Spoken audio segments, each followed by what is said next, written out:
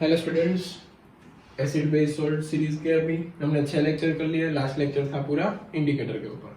अब मैंने last lecture में बताया था आपको 3 एक्टिविटी करनी है, 2.8, 2.9 एंड 2.10।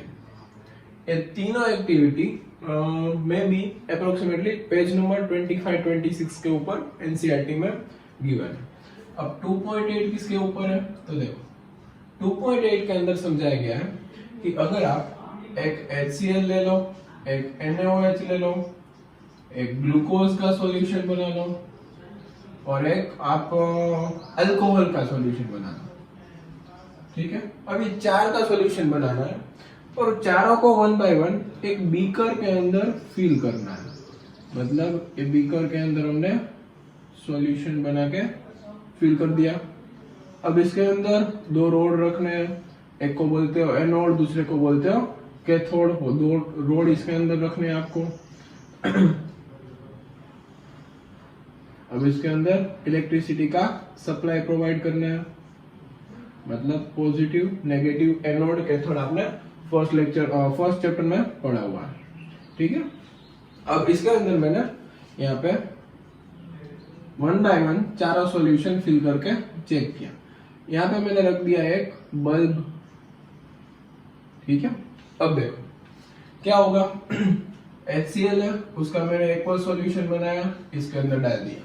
ठीक है, हम चारों का 1 बाय 1 कंक्लूजन देखते हैं क्या होता है। फिर मैंने NaOH का सॉल्यूशन बनाया, फिर ग्लूकोज का सॉल्यूशन बनाया और लास्ट में अल्कोहल का सॉल्यूशन बनाया। चारों का सॉल्यूशन बना के इसके अंदर ऐड कर दिया। अब देखो HCl का सॉल्यूशन एक्वस, मतलब HCl का एक्वस सॉल्यूशन है, उसमें से क्या रिलीज होता है सबको पता है, H plus and Cl minus release होता है। H plus aqueous, Cl minus भी एक्वस। ठीक है, अब देखो इसके अंदर कुछ फ्री आयंस जनरेट हो गए। आपने इलेक्ट्रिसिटी में पढ़ा हुआ है, इलेक्ट्रिसिटी के कंडक्टेंस के लिए, इलेक्ट्रिसिटी का कंडक्टेंस करना हो, मतलब आपको इलेक्ट्रिसिटी पास करनी हो तो किसकी जरूरत होती है, फ्री आयंस या तो फ्री इलेक्ट्रॉन्स की जरूरत होती है। यहाँ पे हमारे पास फ्री आयंस है। अब यह फ्री आयंस की वजह से यहाँ पे जो बल्ब रखा है वो इसमें ग्लो होगा, बल्ब विल ग्लो। अब सेम कंडीशन NaOH में होगी। ठीक है, ये हमने कर दिया HCl के लिए। फिर मतलब HCl में बल्ब ग्लो होने वाला है। फिर अगर मैं NaOH की बात करूं, मतलब NaOH में क्या होता है, तो NaOH में भी 2 आयंस होते हैं, यहाँ पे लिख देते हैं। HCl में 2 आयंस थे, कौन से, H plus and Cl minus. Because of these free ions electricity will conduct and bulb will glow. अब यहाँ पे देखो NaOH के अंदर भी फ्री आयंस है, Na प्लस OH माइनस, मतलब पानी में डालने पे आपने सुना हुआ है, आगे हमने एसिड में पढ़ा दिया था। अगर एसिड या बेस को आप पानी में ऐड करते हो तो मतलब आयंस में डिसोसिएट हो जाता है। ऐसे Na प्लस डिसोसिएट हो जाएगा और OH माइनस, मतलब ये दोनों एक्वस स्टेट में डिसोसिएट हो गए।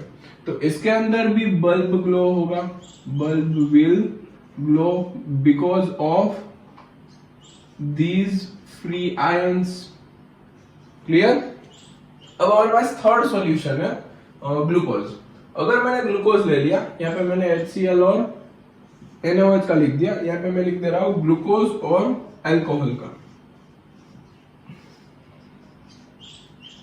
अब देखो ग्लूकोज के अंदर मतलब C6H12O6। ग्लूकोज के अंदर अगर मैंने सॉल्यूशन बनाया, मतलब पानी डालकर सॉल्यूशन बना दिया, तो ग्लूकोज इजीली मतलब अपने फ्री आयंस में डिसोसिएट नहीं होता, यहाँ से कोई आयंस जनरेट नहीं होते, मतलब आयंस अवेलेबल नहीं है। अब आयंस अवेलेबल नहीं है, इस रीजन से इलेक्ट्रिसिटी कंडक्ट नहीं होगी। मतलब यहाँ पे लिख सकते हैं एब्सेंस ऑफ फ्री आयंस, मतलब यहाँ पे हमारे पास फ्री आयंस अवेलेबल नहीं है। Because of these absence of free ions electricity will not conduct, मतलब इलेक्ट्रिसिटी कंडक्ट नहीं होगी, इलेक्ट्रिसिटी विल नॉट कंडक्ट। अगर इलेक्ट्रिसिटी कंडक्ट नहीं हो रही है, इट मींस यहाँ पे जो बल्ब है वो ग्लो नहीं होगा, मतलब बल्ब विल नॉट ग्लो। आपको रीजन पूछा कि ग्लूकोज में बल्ब ग्लो क्यों नहीं होता, मतलब इलेक्ट्रिसिटी का सप्लाई क्यों नहीं होता, इलेक्ट्रिसिटी पास क्यों नहीं होती, तो उसका रीजन है इसके पास फ्री आयंस अवेलेबल नहीं है, वो आयंस में डिसोसिएट नहीं करता है। एक फर्स्ट रीजन हो गया। अब अगर हम अल्कोहल की बात करें, ठीक है, हम यहाँ पे लिख देते हैं ऊपर अल्कोहल का। अब अल्कोहल क्या होता है, तो मैं एक फॉर्मूला बताता हूँ, बाकी आप फोर्थ चैप्टर में पढ़ेंगे उसके ऊपर। अल्कोहल को बोलते हैं, एक एग्जांपल देता हूँ, CH3OH, इसको बोलते हैं मिथेनॉल, फिर होता है इथेनॉल, प्रोपेनॉल, बहुत सारी चीजें होती है, लेकिन आपको सिर्फ अभी मिथेनॉल के बारे में, मतलब मैं एक एग्जांपल दे रहा हूँ आपको। इसको मैंने पानी में डाल दिया, ठीक है, तो वो भी अपने आयंस में डिसोसिएट नहीं होगा। It means methanol will not generate free ions, मतलब वो डिसोसिएट नहीं होगा। जैसे HCl कैसे डिसोसिएट हो रहा है, H प्लस Cl माइनस में, NaOH कैसे डिसोसिएट हो रहा है, Na प्लस OH माइनस में, वैसे ही अगर मैं अल्कोहल या ग्लूकोज को ट्राई करूं तो वो डिसोसिएट नहीं होगा। इट मींस वो उसके पास फ्री आयंस जनरेट नहीं हो रहे हैं, मतलब उसके अंदर से इलेक्ट्रिसिटी सप्लाई नहीं होगी, electricity will not supply, electricity want supply. अब देखो इलेक्ट्रिसिटी सप्लाई नहीं हो रही है, मतलब बल्ब विल नॉट ग्लो। तो देखो चारों का मैंने लिख दिया, पहले हमने HCl का देख लिया, फिर NaOH का देख लिया, फिर ग्लूकोज का देख लिया, और लास्ट में मिथेनॉल का देख लिया, मतलब एक अल्कोहल का मैंने एग्जांपल दे दिया। अब इस एक्टिविटी तीनों खत्म हो, उसके नीचे ही इंटेक्स्ट क्वेश्चन है। इंटेक्स्ट क्वेश्चन में एक आपका क्वेश्चन है कि why glucose and alcohol does not conduct electricity while HCl and मतलब acid and base can conduct electricity. उसका रीजन है, उसका आंसर आपको बताना है कि इसके अंदर आयंस जनरेट होते हैं, फ्री आयंस जनरेट होते हैं, व्हाइल ग्लूकोज एंड अल्कोहल में फ्री आयंस जनरेट नहीं होते। तो पहले इसको अच्छे से नोट डाउन करो, फिर हम दूसरी एक्टिविटी मतलब 2.9 की तरफ जाते हैं। तो इसको नोट डाउन करो। चलो सबने नोट डाउन कर लिया, इरेज करने जा रहा हूँ, इरेज करवा दो एक बार। देखो HCl, NaOH, glucose and alcohol, चार से अलग अलग चार का सॉल्यूशन बनाया हमने, एक बीकर के अंदर डाला, उसके अंदर हमने इलेक्ट्रिसिटी पास करना स्टार्ट किया। अब उसके अंदर ऑब्जर्वेशन हुआ कि इन दोनों में इलेक्ट्रिसिटी कंडक्ट हो रही है, मतलब बल्ब ग्लो हो रहा है, इन दोनों में नहीं हो रहा है। उसका रीजन क्या था कि भाई ये और ये उसके पास फ्री आयंस प्रेजेंट नहीं है, और HCl, NaOH के पास फ्री आयंस प्रेजेंट होते हैं अगर हम उसका एक्वस सॉल्यूशन बना दे तो। मतलब HCl का एक्वस सॉल्यूशन के पास H plus and Cl minus दोनों एक्वस फॉर्म में है, मतलब वहां पे बल्ब ग्लो होगा। उसका मेन रीजन इलेक्ट्रिसिटी के कंडक्टेंस के लिए फ्री आयंस जरूरी होते हैं, वो आपने अब तक पढ़ लिया होगा फिजिक्स में। चलो डन, इसको इरेज कर रहा हूं मैं।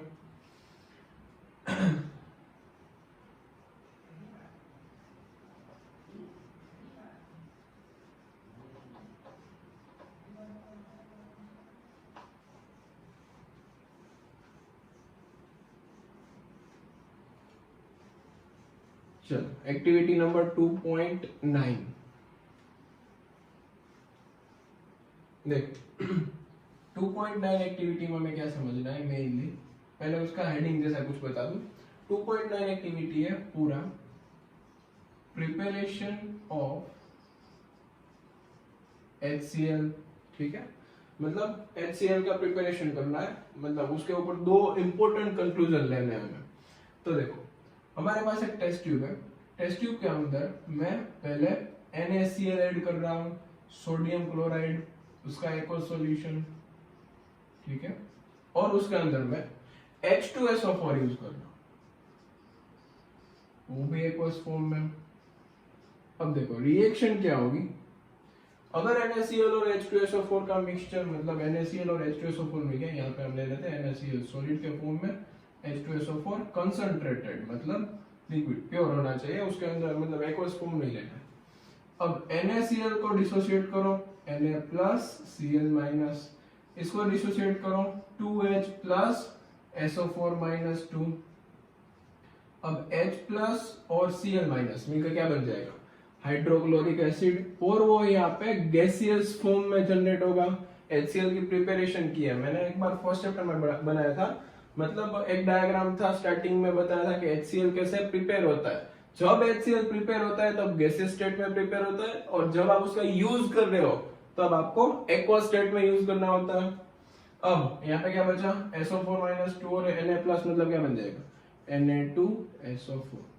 अब इसमें से जो टेस्ट ट्यूब थी आपकी, उस टेस्ट ट्यूब में से यहाँ पे मैं एज्यूम कर लेता हूँ ये टेस्ट ट्यूब है, इस टेस्ट ट्यूब में मिक्सचर कलेक्टेड है और यहाँ पे HCl गैसियस के फॉर्म में, गैसियस स्टेट के फॉर्म में बाहर आ रहा है।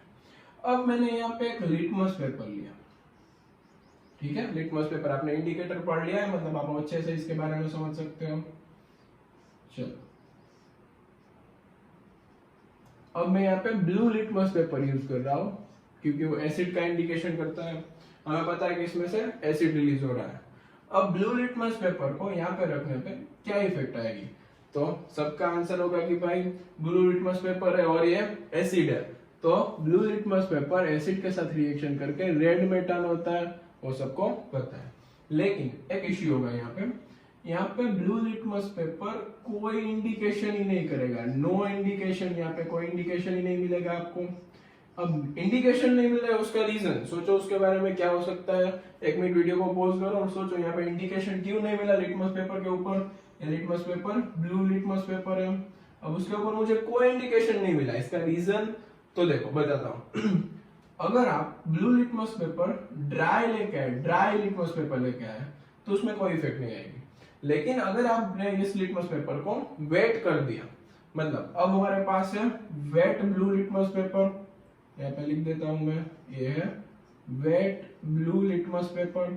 अब इसमें क्या होगा, HCl है वो एक्वस फॉर्म में हो जाएगा, मतलब यहां से एक इंपॉर्टेंट कंक्लूजन मिलता है, HCl की एसिडिक इफेक्ट मैंने स्टार्टिंग में ही बताया था, वो एक्वस सॉल्यूशन में आ जाए तो ही वो H+ आयंस रिलीज करता है, अदरवाइज वो H+ आयन रिलीज नहीं कर सकता।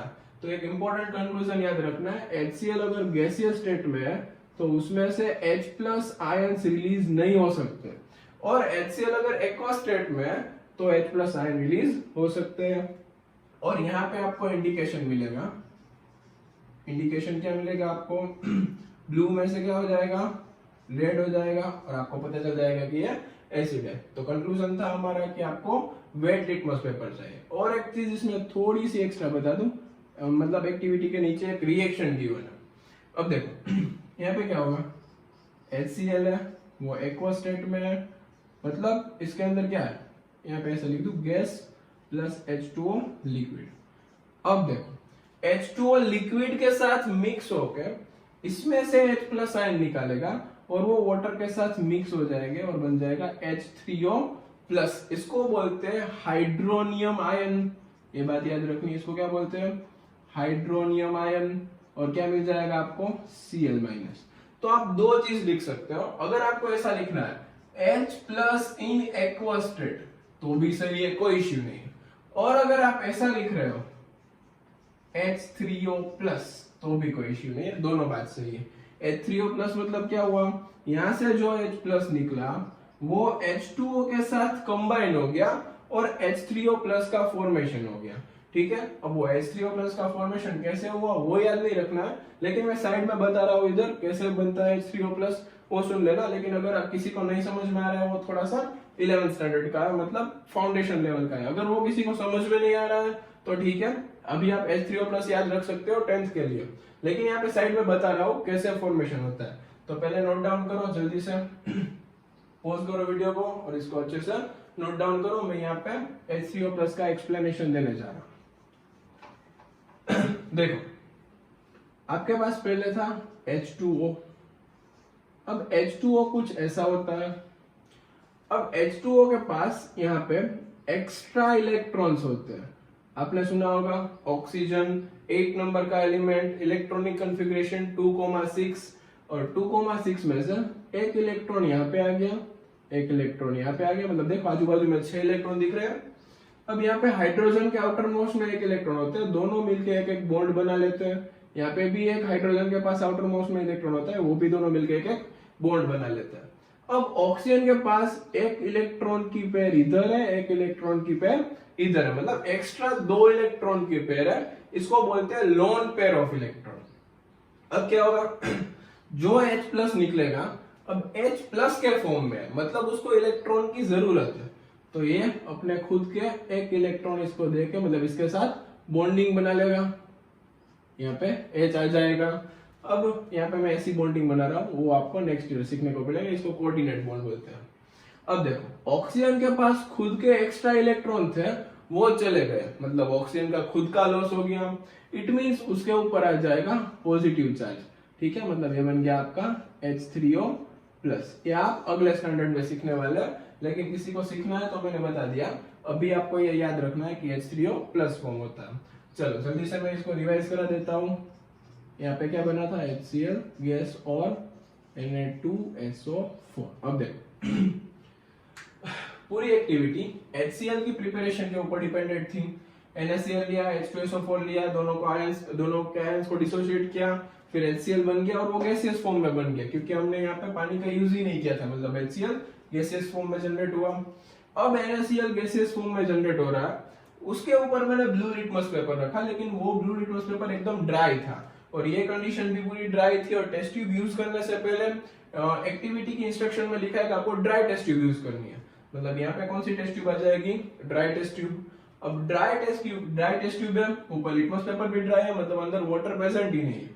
अब HCl गैस के फॉर्म में आ रहा है और ड्राई लिटमस पेपर के ऊपर उसका कोई इंडिकेशन नहीं मिलेगा, क्योंकि HCl को एक्टिवेट होने के लिए, ऐसा बोल सकते हो H प्लस रिलीज करने के लिए उसके अंदर एक्वस सॉल्यूशन होना जरूरी है, या तो उसके अंदर वाटर होना जरूरी है। तो यहाँ पे देखो हमने पहले वाटर ऐड कर दिया गैस के अंदर, वाटर ऐड किया तो यहाँ पे क्या बन गया, H3O प्लस हाइड्रोनियम आयन बन गया। तो ऐसा भी बोल सकते हो कि H plus in aqueous state, तो अभी तक हम क्या लिख रहे थे, H plus in aqueous state, लेकिन अब आप ये भी लिख सकते हो कि H3O प्लस और क्या रिलीज हो गया, Cl माइनस। कब हुआ ये, जब हमने वेट लिटमस पेपर यूज किया, ठीक है। तो इसको अच्छे से नोट डाउन करो, इसके ऊपर भी एक क्वेश्चन है, चलो नोट डाउन कर लीजिए इसको पॉज करके। चलो सबने नोट डाउन कर लिया, मैं इसको इरेज कर रहा हूँ। अब लास्ट एक्टिविटी बची है 2.10, उसके बाद आपका सोल्ट स्टार्ट हो जाएगा।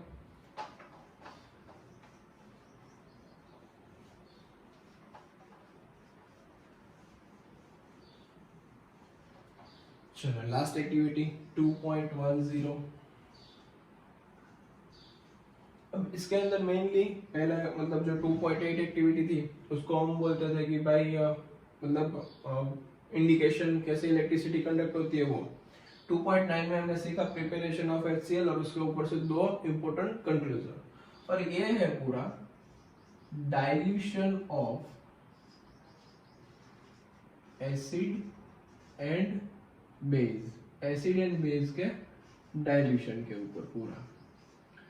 अब देखो आपने सोचा होगा एसिड को डाइल्यूट करते हैं, बेस को डाइल्यूट करते हैं तो उसकी इफेक्ट कम हो जाती है, ऐसा आपने सुना होगा। कई लोग ऐसा बोलते हैं कि कंसंट्रेशन डिक्रीज होता है, ऐसा भी सुना होगा। तो ये देखो इस पे सारे वर्ड क्लियर हो जाएंगे। मेरे पास अभी एक बीकर है, उसके अंदर मैंने HCl का सॉल्यूशन फिल करके रखा है। अब HCl का सॉल्यूशन एक्वस, मतलब HCl का एक्वस सॉल्यूशन, और थोड़ा सा ही मतलब डाइल्यूट नहीं इतना ज्यादा, लेकिन सब HCl जब सब H प्लस आयन यूटिलाइज्ड है, मतलब रिलीज हो गए, ठीक है। अब देखो अब इसके अंदर मैं ज्यादा अमाउंट में वाटर ऐड कर रहा हूं। अब मैं ऐसा सोच सकता हूं इतने एरिया में 2 H प्लस आयन थे, ठीक है, इतने वॉल्यूम में, ऐसा बोल सकता हूं अभी 1 ml वॉल्यूम में 2 H प्लस आयन थे, ठीक है। लेकिन अब तो वाटर ऐड करने पे वॉल्यूम तो बढ़ गया, मतलब ऐसा बोलेंगे कि पहले 1 ml में 2 H प्लस थे, अभी हो गए 2 ml में 2 H प्लस, तो 1 ml में कितने हुए, 1 H plus.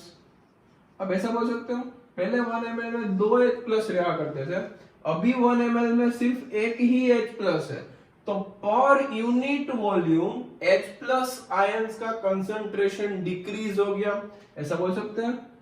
Concentration of H plus ion मैंने आपको पहले बता दिया, स्क्वायर ब्रैकेट क्या इंडिकेट करता है, concentration of H plus ion decreases पर यूनिट वॉल्यूम,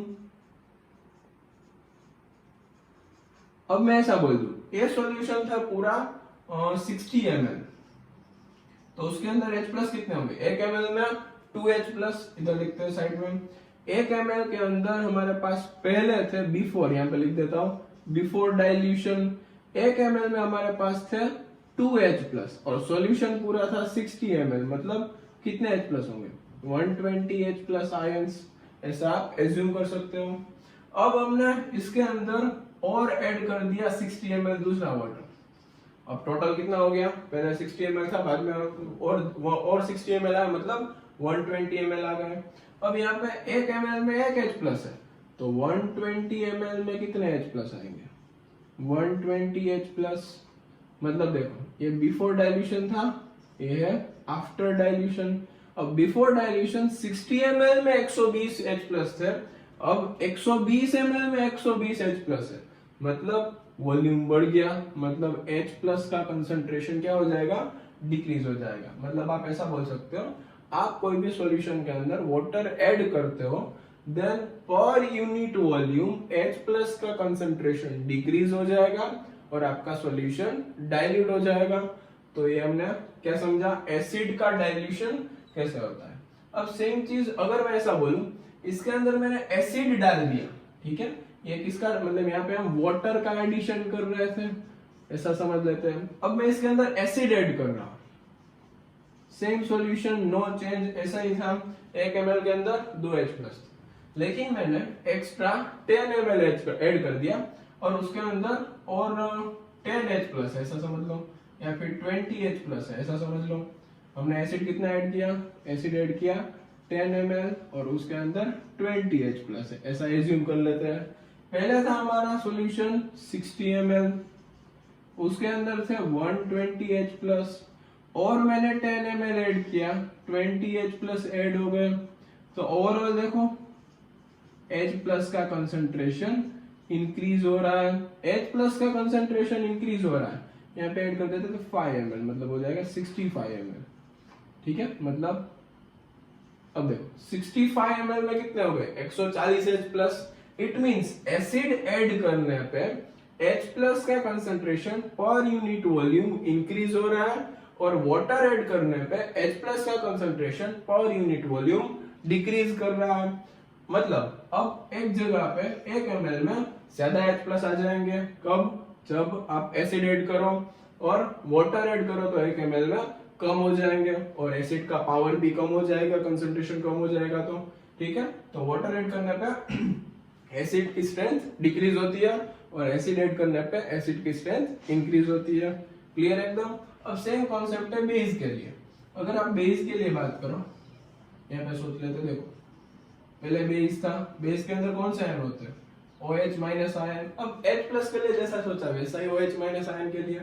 मतलब अगर आप OH माइनस वाले सॉल्यूशन में वाटर का एडिशन करो तो पर unit volume OH minus ion decrease हो जाएंगे। पर unit volume OH minus ion decrease होंगे, इट मींस बेस की स्ट्रेंथ डिक्रीज हो जाएगी। अगर आप बेस ऐड कर रहे हो तो बेस की स्ट्रेंथ इंक्रीज हो जाएगी। मतलब पहले हम ऐसा बोलते हैं OH माइनस आयन था, अब मैंने क्या ऐड किया इसके अंदर? बेस का एडिशन कर दिया। अब बेस का एडिशन करने पे क्या होगा? बेस की स्ट्रेंथ इंक्रीज हो जाएगी। तो सेम क्वेश्चन इसके नीचे ही, अब ये लास्ट एक्टिविटी थी, इसके नीचे एक इंटेक्स्ट क्वेश्चन दिए हुए 5-6, उसमें लास्ट क्वेश्चन यही टाइप का है, देख लेना अच्छे से एक बार। और होमवर्क में इसके नीचे दिया हुआ पेज नंबर 26 के ऊपर नीचे दिया गया पूरा, मतलब पूरा टेबल है, उसमें 5-6 क्वेश्चन है, वो सारे आपको सोल्व करना है। तो हमने 3 एक्टिविटी खत्म कर दी है। अभी जो 3 एक्टिविटी इंपॉर्टेंट थी हमें बाकी रह गई थी पढ़ाने की, वो हमने पढ़ा दी। अब देखो यहाँ पे 2 एक्टिविटी खत्म होने के बाद आपको बीच बीच में कुछ फोटोग्राफ्स दिखे होंगे, वो फोटोग्राफ्स को आपको ऑब्जर्व करना था अच्छे से। वो एनसीईआरटी के ही और कहीं से नहीं लिए है, वो एनसीईआरटी में ही गिवन होते हैं। वो फोटोग्राफ्स के ऊपर से आप अच्छे से डायग्राम देख सको, इसलिए ठीक है। अब देखो लास्ट में, अभी आपको यहाँ पे मैं लास्ट इमेज दिखाने जा रहा हूँ। वहां पे आपको ऐसे बीकर दिखेंगे। बीकर में, पहले बीकर में कुछ कम अमाउंट ऑफ वाटर होगा और HCl के कुछ मॉलिक्यूल, मतलब H प्लस आयंस दिखेंगे। यहाँ पे थोड़ा सा वाटर का लेवल बढ़ जाएगा, मतलब H प्लस के आयंस मैंने उतने ही रखे, लेकिन आपको पता चलेगा पर यूनिट वॉल्यूम H+ का अमाउंट डिक्रीज हो गया है।